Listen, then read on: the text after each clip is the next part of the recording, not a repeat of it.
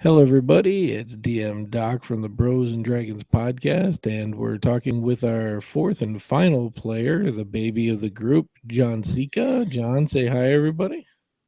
How you guys doing? So, Yeah, see, I didn't do the joke. yeah, I'm glad you watched the other videos. It was starting to get annoying. Well, let's start off where we start off with everybody else. Tell us a little bit about yourself and how you got into D&D. I got into D&D because you decided in, 14, I think is when we started playing, that you wanted to start a D&D group, and I was bored on Saturdays, and since you had everybody I hang out with playing, I figured I'd have to join in and play. So, that was your first D&D experience? Oh, yeah. All right. What'd you start playing when we were 2E? What was your first character? I played Jamoran, the dumb fighter who liked to kick down doors and get us in trouble. That's right. So everybody who doesn't know, Jamoran decided to break down a door and literally broke into a barracks room of kobolds while we were all like level 1 to 3, somewhere around there. Hey, I had some good armor that everybody had to roll a 20 to hit. I was feeling pretty good about myself. So you started playing D&D, and if I remember right, you didn't just jump into it. You kind of sat back. You picked a fighter. You didn't want to get hit, but you were never really the first person into the fights. As time went on with learning to role play and play the game, do you feel it's easier for you to get into role play and character development? Yeah, I do. Like I said before, I mean, first time playing was with you guys. I was really intimidated.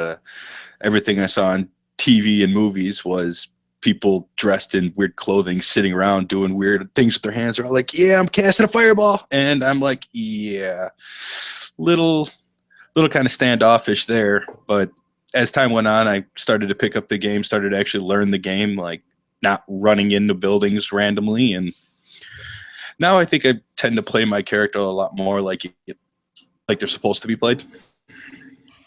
So, what kind of characters? So you started with the fighter. I'm trying to remember the list of characters you had.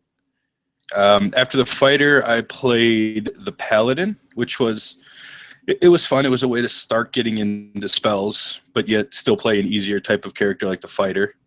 From there, I went on to play the rogue assassin, since in 5e you can choose either one. I've played somewhat of a warlock. I think I'm level 2 in that one. I think that's no. I played 2 warlocks, and I think that was about it. So those that don't know, I get bored easy and I come up with these cool story ideas, but they wouldn't work in the main storyline. So I start these little side groups, and I think so far John's been pulled into only 2 of them because I have 8, and I don't think you're in them all. I'm in most of them. I'm in the I'm in the one with Yumi and Mike, that was where I started with the warlock. I'm in one our thieves guild that we're starting. I'm in the one with me, you, and Kate. The what was it? The pirate one. Yeah. Me, you, and Dave have one, I believe. So yeah, I'm in 4. Oh yeah, the evil group. Yep. I forgot about that. I gotta start writing on that one. I might have done. So, who's your favorite character so far? Oh, my favorite's a Smoke, hands down. The rogue assassin. He is completely my favorite. He's so fun to play. Yet I think there's still a lot more to him that I haven't quite figured out. And yet I'm level 18, and he's getting put on the back burner for a while since Shayla decided to fireball the group and kill half of them. So, from the Smoke's perspective, what happened? He decided to break into the general's quarters, which was probably not the best idea, but hey, he tried it anyway, trying to find Sheila, who was apparently captured in the armory that we didn't know about. And we all got pulled up, and the Smoke, for once, was trying to talk his way out of something, and Shayla, decided that it was time to start a fight, and we were completely outnumbered. And I didn't have my daggers or any of my gear whatsoever. Yeah, you have a real evil DM, I've heard.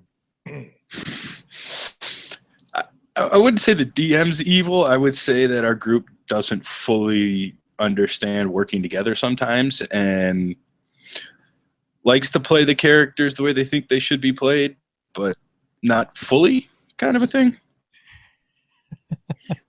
All right. So the group that we're starting for the podcast is a little bit different, but this isn't the first time I pre-rolled a character.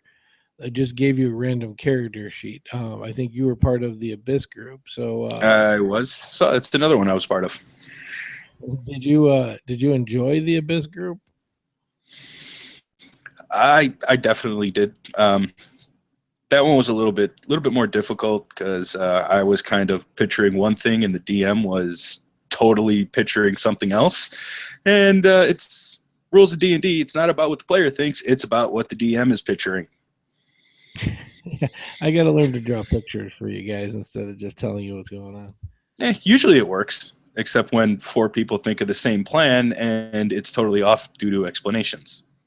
The best was it was split 50-50. Everybody's like, no, I understood. That's what he said. There were like 3 were like, no, that's not what. No. Yeah, it was.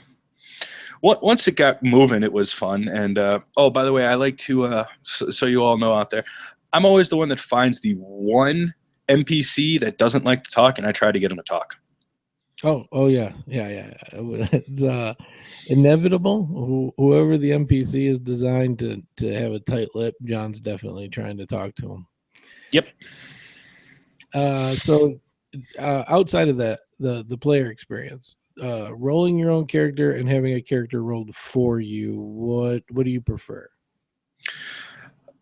Let's be honest here. I've only rolled out 2 characters. I've always had help rolling the other ones. But when you roll your own, it's cool because you can really get into the character. But when you have them pre-rolled, it really stops the more or less like metagaming.